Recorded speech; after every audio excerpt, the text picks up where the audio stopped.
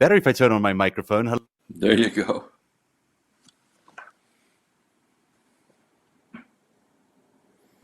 Long time. Let me get these side by side, as it were. I do too many things at one time and it gets my brain confused.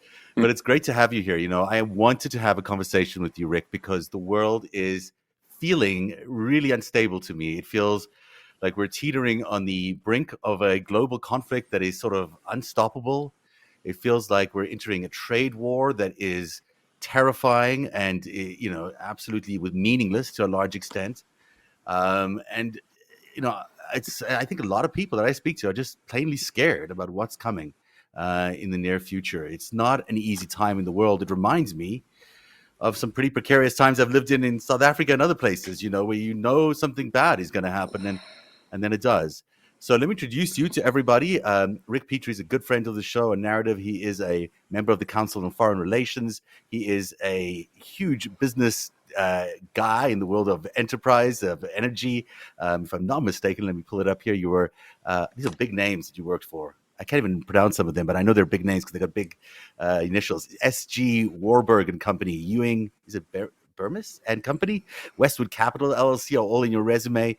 You've also, of course, were a graduate of Oxford University, the famous PPE course that they have there, and of Harvard Law School. So you're no slouch, but you're also one of the best follows on Twitter when it comes to everything to do with the world, because your opinions are so on point all the time. With that introduction. Yeah, with that introduction, I'll bow out. We'll just maybe stick around for a little bit. Let me ask you at least a couple of questions about, how serious is the situation right now? I mean, how terrified are you, and how concerned are you about where things are? Well, I would say very to all of that. I have, for most of my life, sort of trained myself to be, as balanced and un-hysterical as the situation allows. And I'm finding it difficult to maintain that composure in the current situation. I do think that we're on multiple fronts facing some pretty unprecedented and very consequential threats. And we can go down the list.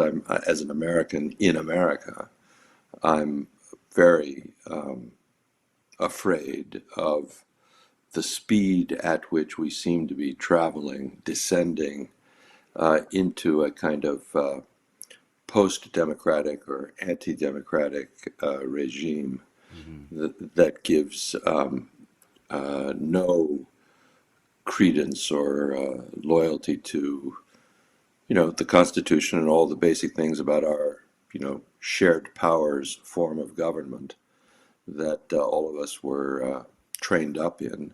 Certainly, that I, as a lawyer, was trained up in.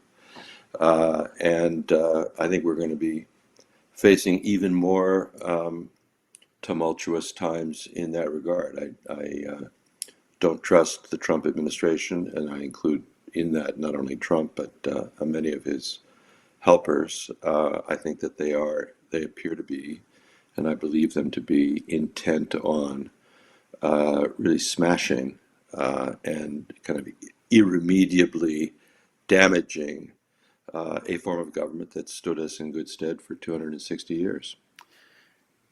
That last really chilling point that you make there about this being sort of a desire to really smash America, destroy America, if it will, seems to be coming from all sides. I mean, we're looking at the slashing and burning of so much by Doge. We're looking at today, just the CDC was gutted, the FDA was gutted. These are important institutions for everyday life.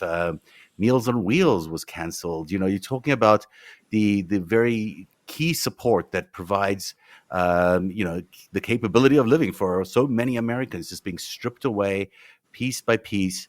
And that's just the beginning of it. You've got these tariffs that are going to be introduced tomorrow. They're going to be strangling, we think, if he introduces them, that it could be strangling our trade relations. We've got the world upside down, as I called the show, because you've got these alliances that we once held dear with Canada and with Europe, and all these people are now suddenly our enemies. And there's just this continued drumbeat of a war that keeps happening, whether it's about Greenland or Canada or Panama. The drumbeat is there that we are on the path to some sort of conflict as to expand this empire dreams or these empire notions. None of this is in America's actual national interest, and it's certainly not in the interest of the people. They seem to be trying to break people down to their very core in order to perhaps create a fair kind of dictatorship, a kind of a dictatorial place where if you're in, you get the services, but if you're not, you're really out in the cold, and you might suffer the worst of consequences. Yeah. Well, I agree with all of that, and I think there are several things going on, maybe at least three things. One of which is it starts with Trump himself, who has lived. Starting with the fact that I think now undoubtedly he is, clinically diagnosable as a malignant narcissist, and those kinds of people live very damaging lives, damaging to those around them. So I think we start with the person of this now twice elected president. But I think in an opportunistic way, I don't want to say he has surrounded himself, because I think it's rather the other way around. Mm-hmm. They have surrounded him Mm-hmm. with a coterie of people who have a quite different agenda than even Trump himself. I think that there's sort of the tech bro, Peter Thiel-led group, which includes, of course, J.D. Vance, having been basically suckled at the Thiel bosom for 20 or more years. I think that there is that Silicon Valley milieu, and there has been for a time, a kind of fever dream of a technocratically led elite that would reshape society according to its own desires, and with no heed given to democratic structures. I just don't think that's part of their agenda at all. And in fact, there's a lot of writing and speaking that those people have done over the years that belittles anything democratic and casts doubt on a democratic society's ability to govern itself. So these are true anti-democrats. Unfortunately, this time around, they have gathered in a kind of critical mass around the White House. Elon personifies it, but there's more of them than just Elon. And also, unfortunately, this time, unlike Trump 1.0, they've come in with a blueprint, with a roadmap, Right. with Project 2025, and I think we see them going chapter by chapter through that. Mm-hmm. I don't know, whether they think they can fulfill the mission, all of it, but they clearly are in a hurry, and they're trying to get as much of it done as quickly as they can before really critical mass of opposition arises. The third thing, I said there were Yeah. two, maybe three things. The third thing that I think is going on, and it astounds me and troubles me deeply that more Americans don't see this, is that Trump is and has been, perhaps for most of his adult life, certainly since he entered national politics, deeply tied to Russia and to Putin. Mm-hmm. And I think that we're seeing, both in what Right. Trump Apologies. Yeah. seeks to do vis-a-vis Greenland, Canada, Panama, Sorry about that. and what we see Trump assisting Putin to do vis-a-vis Ukraine and other places.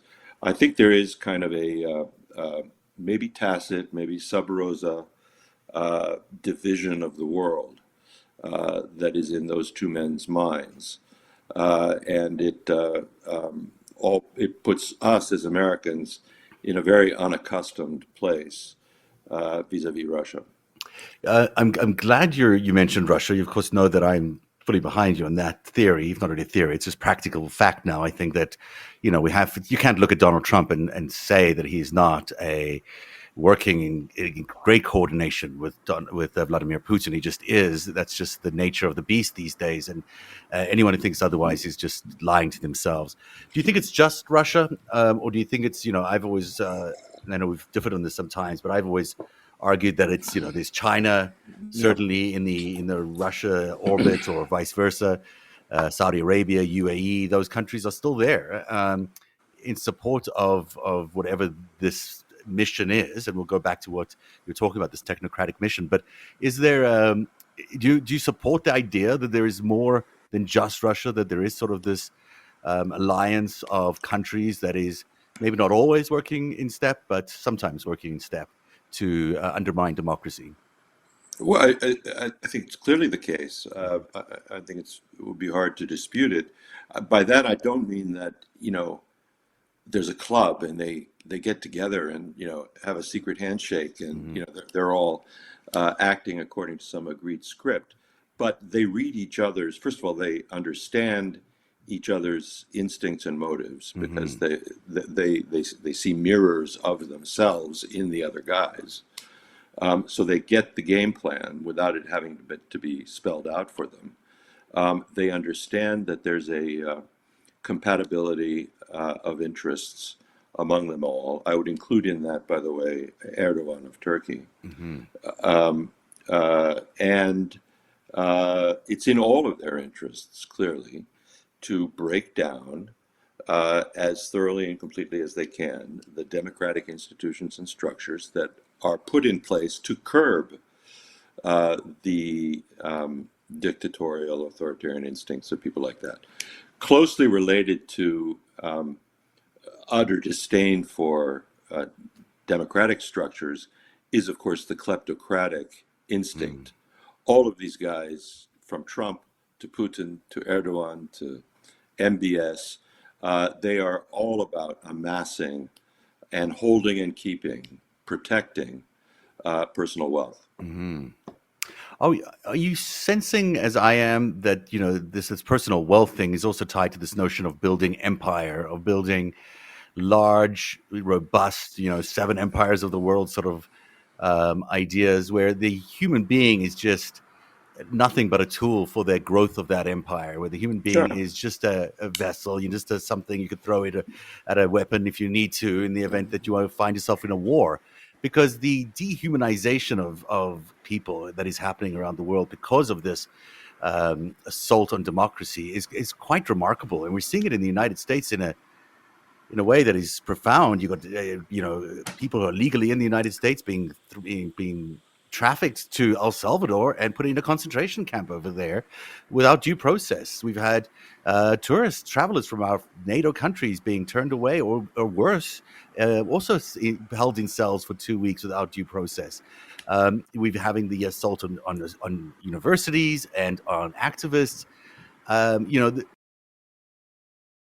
seems to be something connected to that idea of we're going to try and rule the world with these great empires, and then there's also this dehumanization of people that's coming along with the destruction of America. I'm sure that's all true. In the case of the U.S. and the sort of pogrom that's being mounted by the Trump administration against all kinds of foreigners, I think that we have to acknowledge that he is playing to a broad stream of public opinion and sentiment that I abhor, but that is real. I doubt that you would find a majority of Americans who would agree that it's right to grab, covered women off the Tufts campus and send them to Louisiana without any kind of hearing or due process. I think that there would still be a majority of Americans who would insist on some kind of due process, among other reasons, because it would obviate or avoid some of the mistakes which now clearly have been made. I saw today Rubio backtracking, acknowledging that among those who have been sent to El Salvador are people who are not members of this supposed gang. I even forget the name of it. But he coupled that with a really abhorrent statement saying that nevertheless their deportation was justified because they were unproductive members of society, which to me was, what did Hitler say about the retarded children and the other people that he sent to concentration camps, that they were, the unproductive people in society? These are very, very un-American things. And we have to deal with them as Americans according to our traditions and our principles. It's a little different, but there's obviously some similarities when, people are driven into the streets in Istanbul and all around Turkey by the arrest of the chief political opponent of the ruler. I think one of the reasons that the world is so inspired by what Zelensky has led the Ukrainian people to do over the last 3 years is that they have stood up against the most brutal assault and insisted on their own agency and their own nationhood and their humanity. And he speaks in a language, Zelensky, in a way which refutes what you're talking about, or he fights against the dehumanization. I saw today he was in Bucha and gave a very powerful speech about that, we will never forget the graves of the people who were killed in their own front yards and are buried in their own home ground. These things everybody in the world needs to take sight of and respond to if we are, as you say, going to retain our basic humanity. Because what they're setting up, in my belief, is, I wrote a piece today about Putin's speech a couple of days ago in the Arctic capital in Russia, talking about, or at least attempting to write a new narrative for why, America deserves Greenland, or is contesting for Greenland. And he goes back to 1860 when it starts Alaska. Yeah, a huge narrative that, is maybe there's kernels of truth in all of that, but there's not a lot of truth in all of that he says. But what he did, by going through all these, this, more than a century's worth of history, which some of us had not even known existed, maybe they never existed, but, some of it did exist, is he's trying to do the same thing he did with Ukraine, in my opinion. He's creating a permission structure that is going to say to Americans, hey, it's okay to invade Hmm. Greenland. It's okay to invade Canada Hmm. because, of course, they've been yours all along. And we've seen it with Donald Trump, and we've seen it in the last few days with the second set of leaks about the Hmm. priorities of the military now being about the near abroad or the home abroad, and um, the near home, I think it is, and then also the focus on Taiwan and China. The way they describe the near home is about Greenland all the way to Panama, even further, and everything in between. Hmm. They've taken the position now that they Hmm. are able to operate anywhere in the North American continent, and Hmm. they've given themselves that permission to do that. And then on top of that, you've got Putin now spinning this new narrative of it being historically justifiable. Obviously, it's benefiting him because of the Arctic, but that makes me feel like we're heading into a Ukraine-like situation.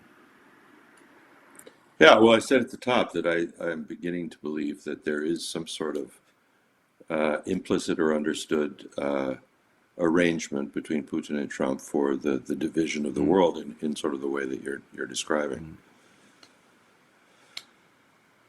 These are the most arrogant guys in our administration that I think we've ever seen, and each of them is behaving and giving daily demonstrations of that arrogance that would make any previous generation, Republican or Democrat, absolutely cringe.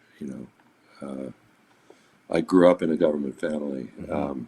and I can just, I can, I shudder to think what my father's generation of senior civil servants and diplomats would think about this. It's just to me, it's appalling and really quite inconceivable. And yet here we are. Yeah. When you look at the I have so much I want to talk to you about it. I want to take a little segue here into the Signal chat scandal, Hmm. that ridiculous group chat episode. I mean, so much went wrong there, and there's so much that would normally, under normal circumstances, require the Secretary of Defense, the National Security Advisor, potentially the Secretary of State, all to resign because of the horrendous risk that they put our troops under, and yet it is being brushed away like nothing. And if that is being brushed away like nothing, what is going to happen next? Like, how many horrific, miscalculations, crimes are going to happen without us being aware of it, or even if we are aware, just completely ignored?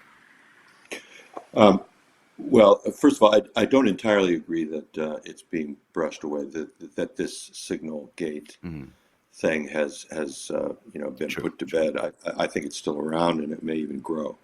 I saw yesterday, I think, a report that it's now been shown that Mike Waltz, the National Security Advisor, had convened several of these very, very high level, top level policy discussions on Signal. So this is that's And and today there was just a report about him using Gmail as well, and this, well, in, they are utter clowns in terms of their OPSEC mhm. uh, and their awareness or willingness to abide by conventional security measures. That goes without saying.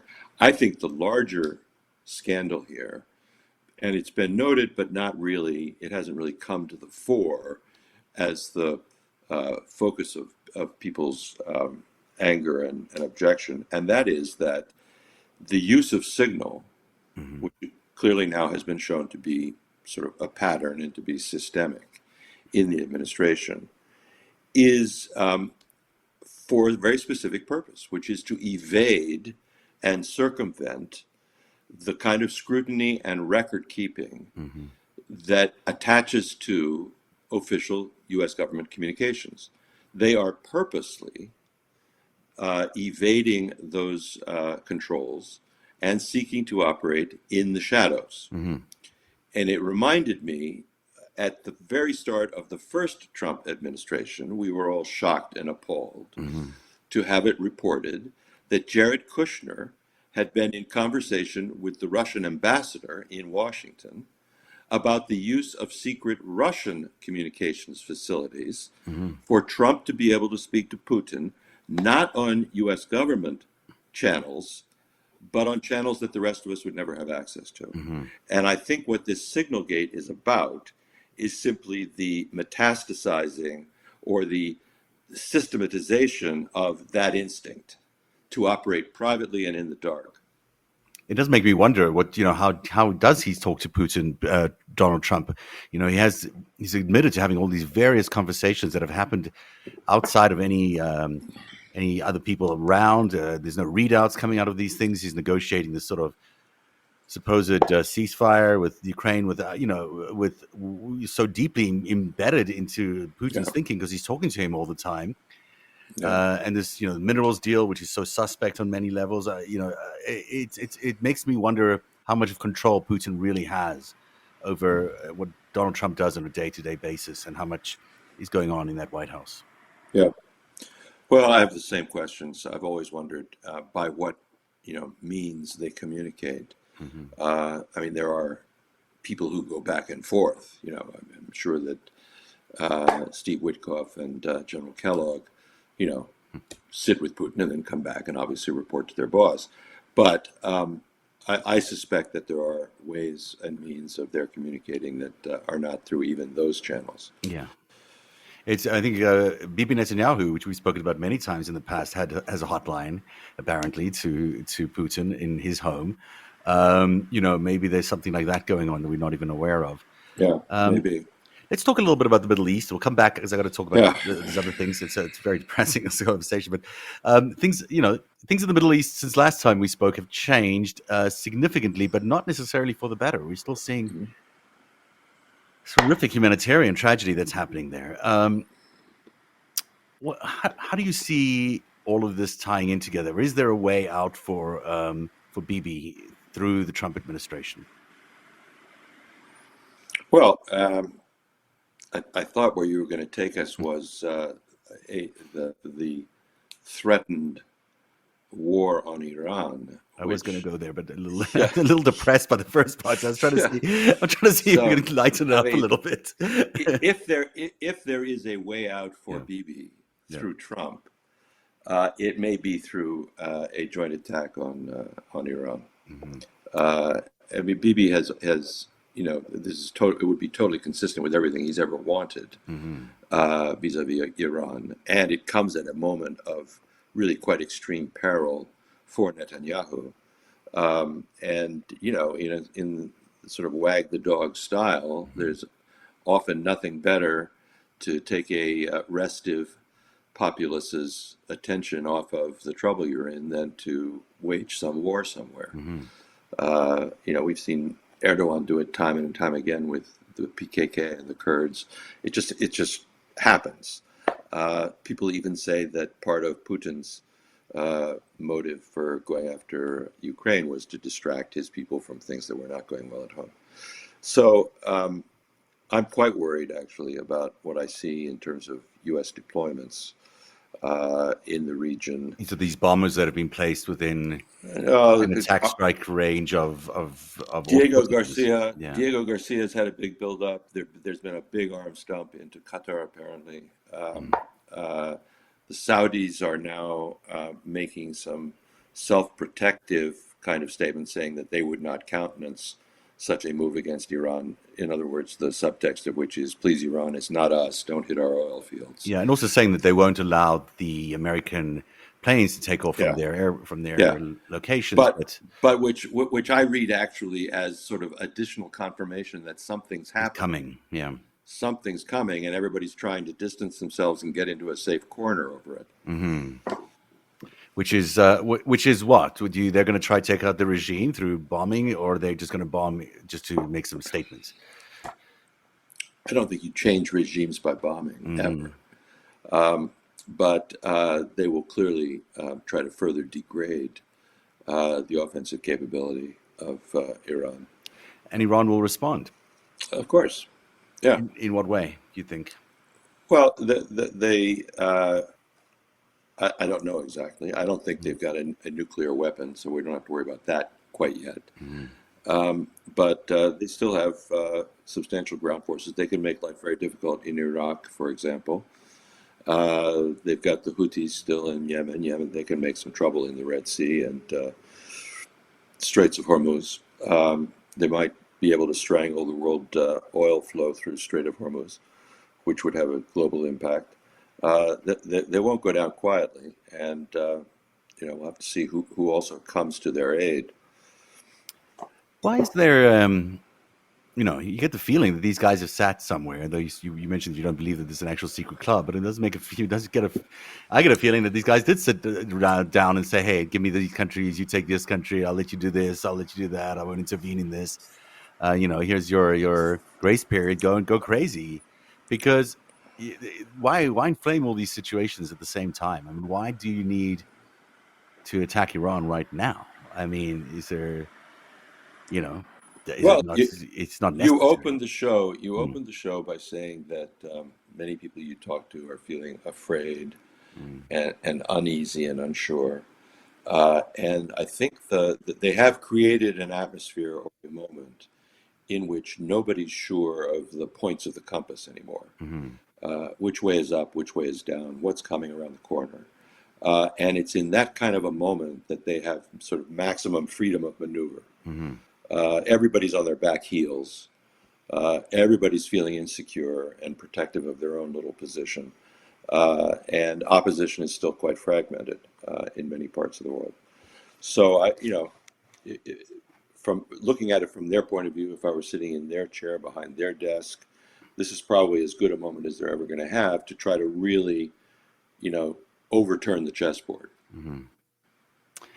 And overturning the chessboard is unpredictable. It's, as you point out, if they're going to turn the world upside down, anything could happen. A lot could go wrong in this plan. I mean, they might feel confident enough that they can take all these territories, but history teaches us a lot of other things Of that things course, don't go that well. On yeah. the other side of this alliance, let's call them this, strongman alliance or whatever, you've got Europe beginning to mount and Canada and Australia really beginning to mount a very serious buildup of military, and it looks like it'll happen fairly quickly. I mean, one would not have thought so a year ago, but it looks like even in Canada, which has not built many weapons, is now suddenly going to be building fighter jets here. In the near future, you've got the $1 trillion of investment by the Germans. There's a lot going on. Is it enough? Well, it's not now enough, Mhm, and it will be quite a while, years, before anything approaching, the U.S.'s military capability, which is the heart of NATO, of course. mhm. Europe and those with Europe are playing catch up. I'm trying personally to be as helpful as I can in that effort, and I'm actually involved in several discussions about the financing of defense munitions efforts in the heart of Europe. So I'm all for it, but I think as a practical matter, it's not going to come soon enough to forestall some of what I think Trump and Putin are thinking and planning. I mean, what we're facing right now is a almost complete dismantling of the post World War II system of order Mhm. and world structure. You're talking about completely undoing Bretton Woods and free trade and the globalization of the economy. You're talking about completely undoing the security structures, at least in the West, built up around NATO. Mhm. And in the US, we're talking about a complete trashing of uh, a shared power system of government. Human Uh, rights, even like the basic core human rights. Human rights. I mean, you have the Vice President of the United Mhm. States repeatedly saying, and now Elon Musk has said it as well, that it is utterly ridiculous and an offense to common sense and everything else that a federal district judge Mhm. can bar or issue a temporary restraining order against a presidential action.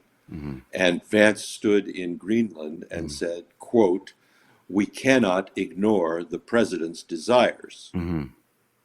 The president is the king.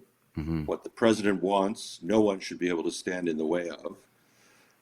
And these are things which I could not have imagined would ever be said by, a U.S. vice president. So we're looking at a pretty comprehensive overturning of the chessboard. That's Hmm. that. This is not. They're not nibbling at the edges here. They're really going at the heart of some of the key structures that have enabled the world for the last 80 years to live more or less peacefully and more or less securely, and to grow economically. Um, I And mean, and the sovereignty of their borders. I mean, ultimately, this is the key thing that will yeah, be challenged next. I mean, we're going to see, borders being challenged everywhere, sure, really. This idea of getting rid of where we've been for the last 70 years is and being replacing it with what do you think it's going to be? I get the sense that they really are thinking of the seven empires, that they're thinking of, let's go back to a period of pre-World War II or wherever, that they're just seven big powers in the world, and the people who rule those worlds are yeah, incredibly powerful. powerful, and riding roughshod over their own peoples. Hmm. Totally dismissive of human rights and individual rights. You can sort of rip up and burn the Bill of Rights, seems to Hmm. me, in the U.S. If that were to come to pass. I think in Trump, at least, we are really looking at a dyed-in-the-wool, instinctive dictator. That's simply who he is. He's also a completely lawless person. He's lived throughout his adult life as an outlaw, associating with literal criminals, barred from even applying for gaming licenses in Australia, etc., because of mafia connections. I think we're by very bad luck, the American people have installed as president someone who is completely corrupt and really a criminal. Hmm. And the criming that is happening, I think, is quite unspeakable. We don't really know what it is yet, but certainly they've laid certain claims around the Social Security Fund, the 2.7 trillion Social Security Fund. They've been talking about the gold at Fort Knox, and then they stopped talking about it. I don't know why they stopped talking about it, but there are questions about what they mean by that and why they're asking so many questions about that and whether it exists or not. And then there's crypto, which is a real challenge to the American dollar hegemony, and also to the supremacy of the U.S. dollar in the world, and the America's supremacy in the world economically. I mean, these are fundamental Yeah.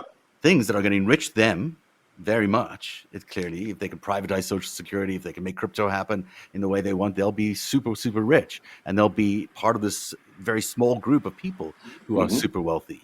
Hmm. But the rest of us are going to be damned into Hmm. a very dismal existence. Yeah. As these crimes to happen, and there's nothing really to stop them. I mean, it appears like there's nothing really to stop them. The judiciary's still there, but is anyone from the FBI going to investigate these crimes? I don't think so.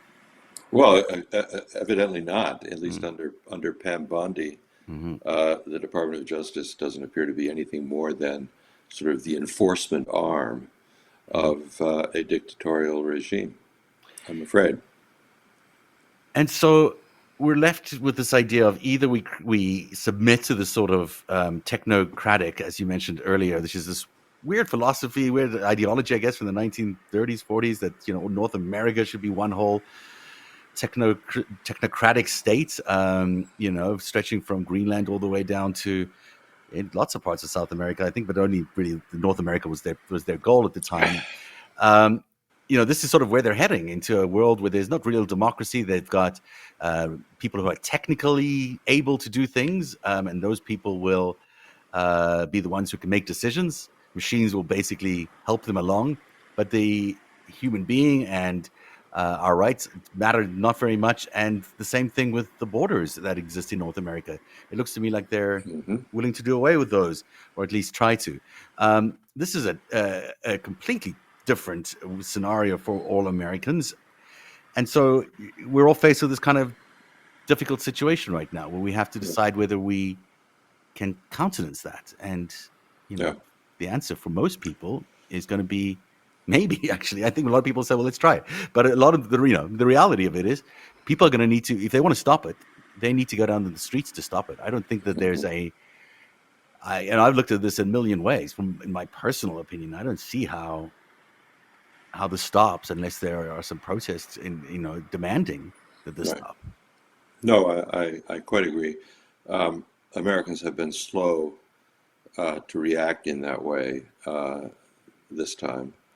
Um, and I've been among those who have been saying that I don't know what the trigger will be, but that I feel like the tinder is dry, the ground is well prepared, and that when something happens, possibly of a violent nature, uh, the people will come out. Hmm. People are not apparently ready to come out en masse, over politicians pointing out that Social Security is under threat. Hmm. People are turning out at town halls. People are barracking GOP representatives who have the courage to show up in their districts and stand in front of the people. So there is clearly some outpouring and physical presence of opposition, people willing to turn out and stand up and say their piece. But in terms of masses like we're seeing in Turkey, with 2.2 million people last Sunday in a district of Istanbul called Maltepe, and in many other cities, or as we've seen on a sustained basis in Israel Hmm. against Netanyahu, as we saw in Belgrade 3 or 4 weeks ago, which actually did end up in toppling that government. Georgians are on the 154th day, I think, of Hmm. their protests. They're still in the streets over the theft of their government by Russian associated interests. Um, there have been massive demonstrations. The South Koreans did it several years ago with their candlelight vigils over and over again. I think the lesson is clear that until people in their masses show up in the streets, government doesn't really take it very seriously. Now, And how you the, what I subscribe to everything you said to that point. mm, My question is, and I'm asking it also vis-a-vis the Turkish protests, mm, which I'm closely following for my own personal reasons, is what's the transmission belt that moves the power of that street protest, even if it's on a sustained basis, week after week or whatever? mm, What causes key parts of the power structure to buckle and to, run for the hills, or for loyalists to start to fade into the woodwork so, they're not there when the fall comes?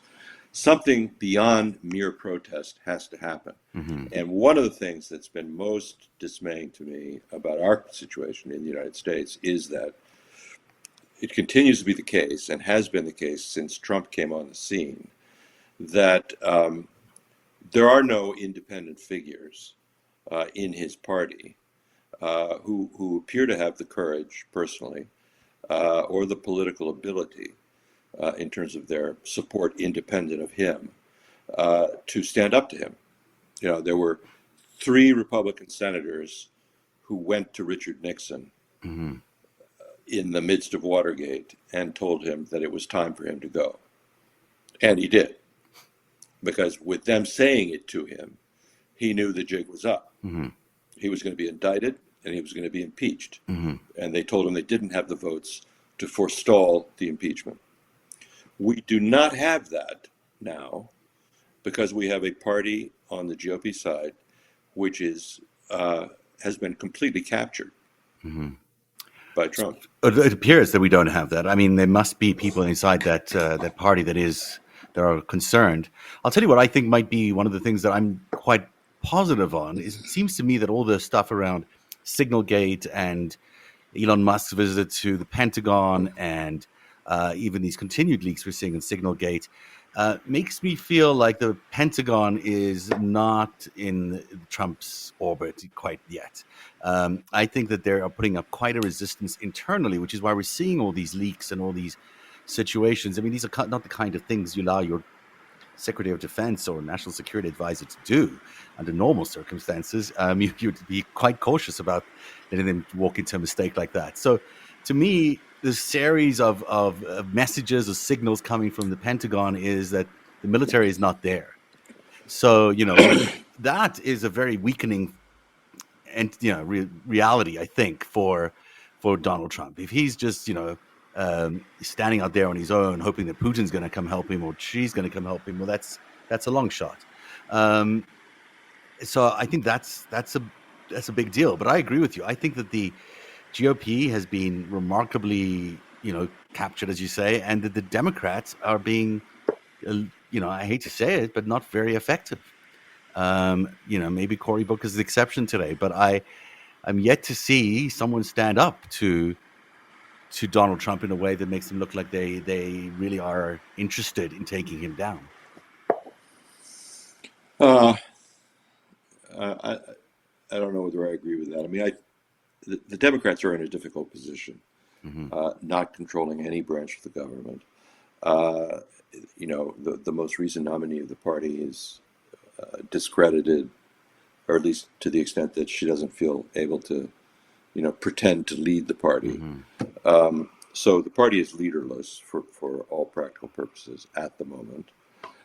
And it's also, an environment in which there's so much going on that if you are, intent on coming to the fore and, forging ahead in a leadership role, it's hard to know what you focus your message on. Mm-hmm. Do you become the protector of Social Security? Mm-hmm. Do you become the protector of due process?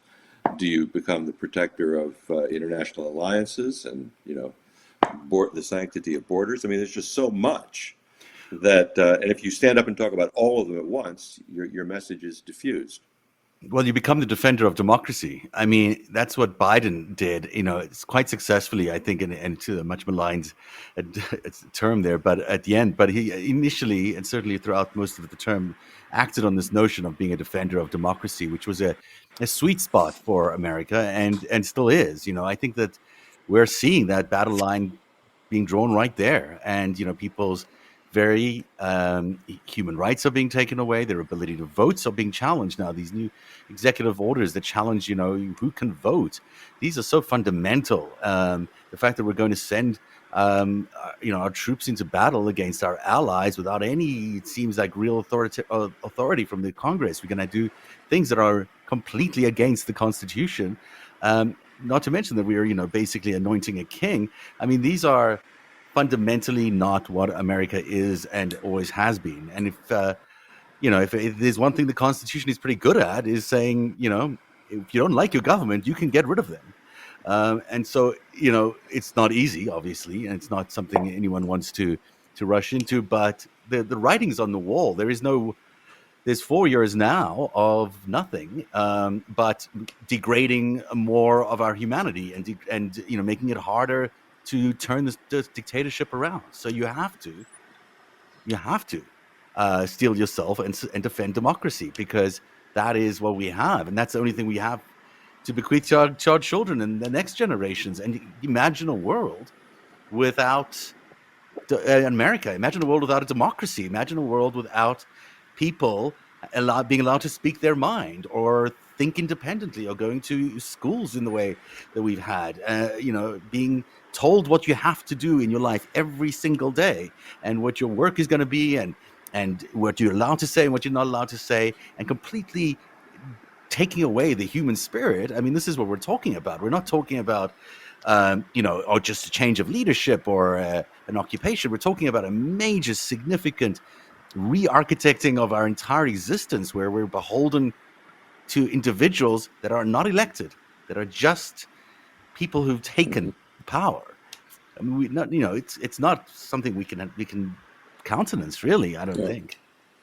Well, you've said it very well, and you and I are, on the same page. Uh, I guess my feeling more and more is that uh, highfalutin appeals to democracy Mm. and what it means. Uh, the sort of Adam Schiff, Raskin kind of very, for me, very resonant, powerful evocations of our history, our principles, the political culture that we thought was sort of at the core of who we are as Americans. I don't think that those appeals touch enough people to really make a difference. I think we're in the FAFO, in the FO of FAFO Mm, now. hmm. And people are beginning to see in concrete illustrations, the grabbing and deporting of totally innocent, you know, non-criminal, legally resident guys, and for the government to be saying, well, it is a bit of an oops. We did make a mistake in that case, but now he's down there, and wouldn't you know it, it's a shame, but habeas corpus doesn't work except in a U.S. jail, and so he's kind of in limbo. People are starting to Hmm. see those things and connect the dots, because then it connects back up to the larger, more ethereal arguments. But we're not going to get there with high-sounding, uh, appeals to the Constitution, the Bill of Rights, Second Amendment. No, no, you're absolutely right.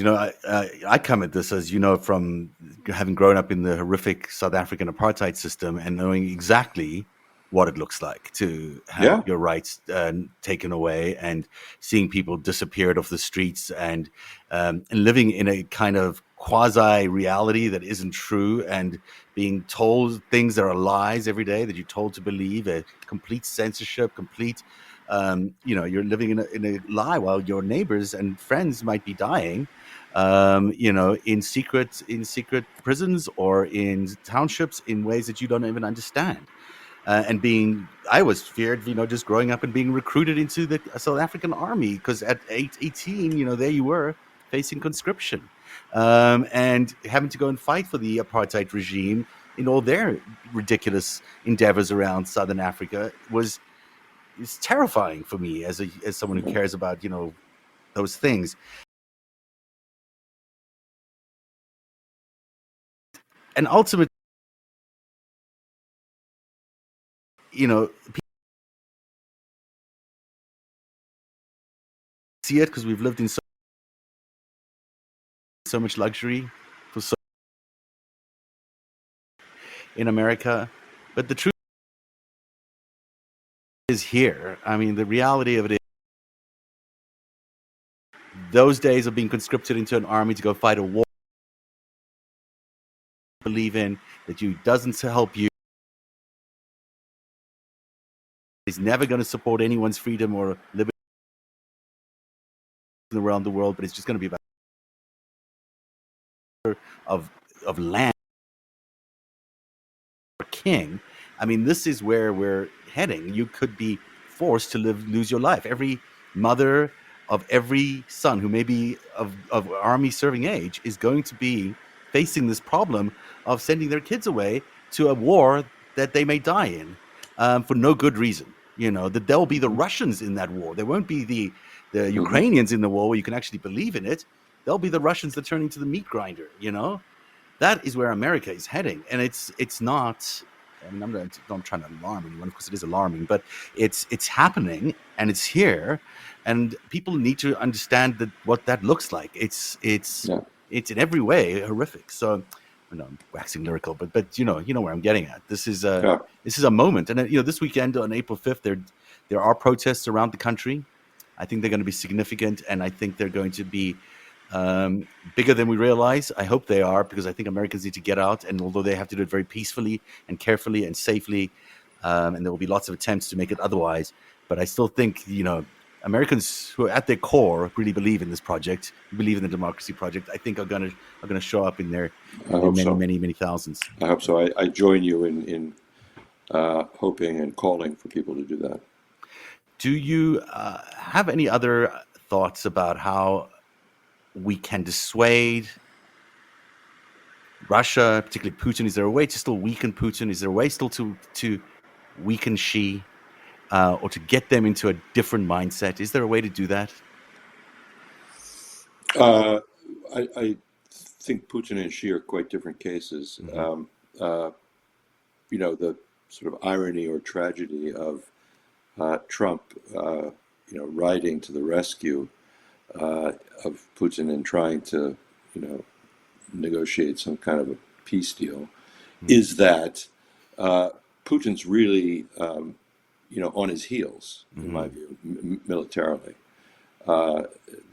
his military system as a whole, all of the logistics, all of the supplies are running low. He's taking horrific losses. If we had had the balls through much of the Biden administration, I don't omit them from blame here, to really ram the sword through the hilt in arming the Ukrainians and in doing serious and semi-permanent damage to the Russian military apparatus, I'm sure Putin would have fallen by now. The Spaviki would have seen to his demise, because they, at the end of the day, want to protect the power system that they live off of. I think it's a shame that our best hope for neutering Putin as a geopolitical force was in Ukraine, and we have already achieved, by negligible expenditure of U.S. dollars, really negligible, the best bargain we have ever had in terms of effect or the bang for the buck. We missed the chance, I think, to really finish him off, and I would have liked to do that. And I think it could have been done. It could have been done, I think, especially with oil exports. But, sorry, I didn't mean to interrupt you if you want to. No, I see the New York Times is out with their sort of, as if the war was now over and it was time for the retrospective reflections. They've come out to sort of reveal that the U.S., had people on the ground and, was more thoroughly involved in the targeting of targets inside of Russia, et cetera, all of which, is nice to hear, but I wish there'd been more of it and sooner. But your point is well taken. I think Putin is not as strong as he projects. No. I've been watching him in his speech in the Arctic there. He looked a little terrified. He requires a lot of money to build this future project that he has in the Arctic, and that's only coming from China. There's no other place that's coming from, maybe India.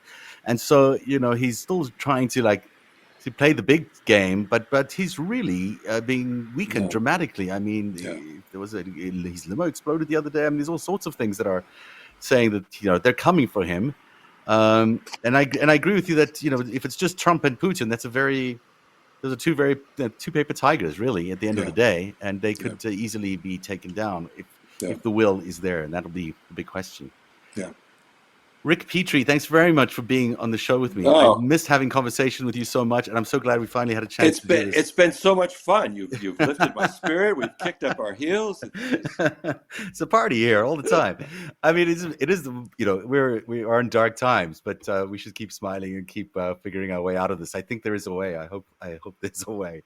I can't imagine the alternative, to be honest. So I stay as optimistic as I can about the possibilities of all of us doing what we need to do to get out of it.